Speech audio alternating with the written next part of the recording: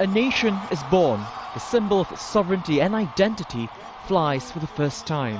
The scene in South Sudan is nothing less than electric. Hundreds of thousands of people converge on Juba, the world's newest capital city. They celebrate their long-awaited independence, marked by 2 civil wars over 5 decades and countless lives lost. What was Africa's largest nation is now split into 2. Dignitaries from around the world attend the midday ceremony, including the leader of Sudan, Omar al-Bashir. His government was the first to recognize the new state and its new president, Salva Kiir. Juba is one big street party, but once the celebrations end, the challenging task of nation building begins. South Sudan is one of the poorest and least developed places on the planet. It may have oil, but land disputes over contested border areas with the north are still unresolved and could be a problem in the future. For now, though, the festivities overshadow such fears, and South Sudan eagerly awaits its recognition by the United Nations as the 193rd country in the world. At United Nations headquarters in New York Thursday, the UN's 193rd member state hoisted its flag for the first time. South Sudanese Vice President Riek Machar was there, flanked by Secretary General Ban Ki-moon. This, he said, was South Sudan's moment. The colors of your flag represent the people, peace, the bloodshed of freedom. Your land and waters with a guiding star for unity. On behalf of the international community and all the people of the world, we salute that flag. Of South Sudan. Congratulations!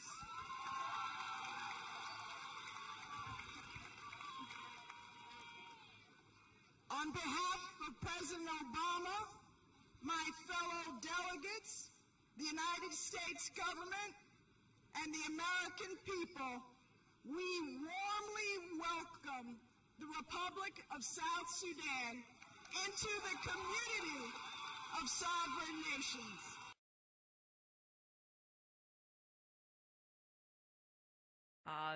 South Sudan's quest for peace and dignity has resonated around the world and in the hearts of the American people. But I want this morning to focus on how the United States and the international community can partner with South Sudan to help create the conditions that make successful development possible. The opportunity to make it possible for children to envision a different future. Yes, the work ahead is not quick nor easy, but neither was winning independence. South Sudan defied the odds simply by being born. The birth of a new country, like the birth of a child, offers the promise of a new beginning. Hi, I'm Jeff Sachs. I'm director of the Earth Institute at Columbia University and also special advisor to United Nations Secretary General Ban Ki-moon on the Millennium Development Goals. We know that in places like South Sudan, places that have been in conflict, places that are in extreme poverty, countless children don't have the opportunity even to go to any school in some cases, but to a very significant extent not to have a chance to finish primary education, still less to go on to secondary education, and to really be able to build the skills needed for a productive life in the global world economy of the 21st century. What do we know? We know that a child that is facing that horrible fate, where there isn't a school, there isn't a curriculum, there isn't a trained teacher, is a child that most likely is condemned to a lifetime of hardship and poverty and instability and inability to get a quality job in a world economy now with having classrooms, having those classrooms together with good hygienic facilities for boys and girls, having safe drinking water at the school, having a little school kitchen so that the children can eat a midday meal. If we put all of that together, what seems to some almost hopeless and tragic, but without a way out, suddenly becomes an opportunity an opportunity for one of the most important and positive investments on the planet, and that is the investment in children. In 2008, Jockney Hall invested in the future of South Sudan when he founded the Liliir Education Project. I'm a lost boy from South Sudan. My village was attacked when I was 6 years old. A lot of people were killed. Many people were displaced from their home. I was forced to leave my family and walk a long way out of Sudan to a refugee camp in Kenya. I remember feeling scared, not sure if I would ever see my family again. Then in 2001, I had the opportunity to come to the United States. I had never seen electricity before. Everything was new and different. The education I have received in the United States has empowered me with the tools I need to give back to the Liliir area where I'm from. I started the Liliir Education Project because I believe all people deserve education. My education has opened up doors for me and has allowed me to accomplish things I never could have done. And I want the same opportunity for my people in South Sudan. I met Jock when we had some classes together in college, and I was really inspired by his story and listening to him speak about all of the different things that he'd been through in his life. You know, he could feel angry or bitter about having to be torn away from his family and live in a refugee camp for so long, but he's not. He has a great appreciation for life. He speaks in a calm manner and shows respect to all people that he meets.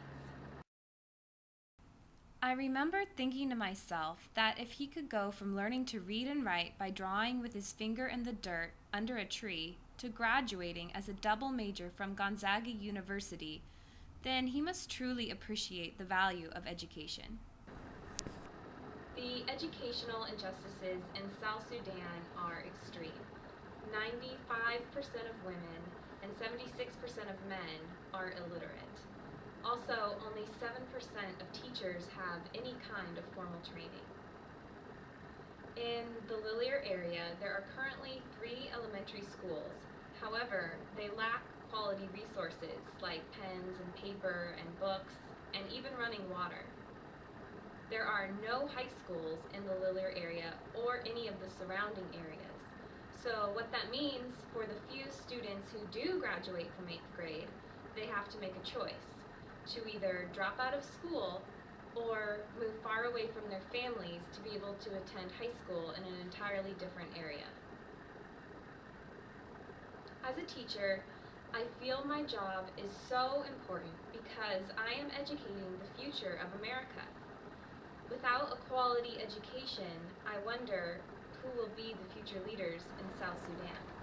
The Liliir Education Project mission is to promote peace and justice in South Sudan through education. We're addressing the issues behind the educational injustices and inequality in South Sudan in 2 ways: by providing college scholarships and raising money to build a secondary school. We currently have 2 scholarship recipients, Kodut and Ajaka Tang. I keep in contact with both students on a daily basis, and I've had the opportunity to meet both of them when I visited Kenya and South Sudan recently.